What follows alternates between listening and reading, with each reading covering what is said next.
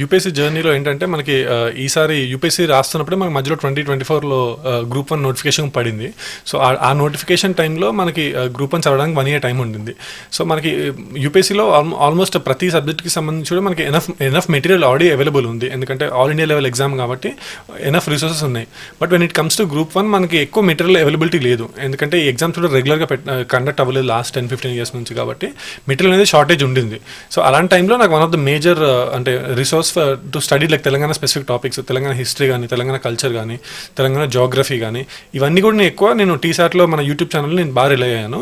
మనకి T-SAT YouTube channel ఏంటంటే మనకి both content available in both Telugu and as well as in English.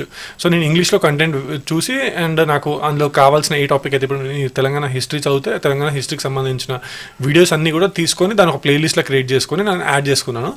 And ఆ videos నేను చాలా మల్టిపుల్ టైమ్స్ రివైజ్ కూడా చేశాను. అలా ఏంటంటే తెలంగాణ స్పెసిఫిక్ టాపిక్స్కి మనకి మెటీరియల్ షార్టేజ్ ఉండడం అనేది టీసాట్ ఒక ఇనిషియేటివ్తో మనకి అది ఫుల్ఫిల్ అయింది. అండ్ ఆల్సో ఆ కంటెంట్ కూడా మనకి ఒక సబ్జెక్ట్ ఎక్స్పర్ట్స్ అంటే ఇప్పుడు చిన్న లైక్ కోచింగ్ మెటీరియల్ కాకుండా మనకి డైరెక్ట్ ప్రొఫెసర్సే వచ్చి కొన్ని టాపిక్స్లో కొన్ని వీడియోస్లో వాళ్ళే వచ్చి ఎక్స్ప్లెయిన్ చేస్తారు.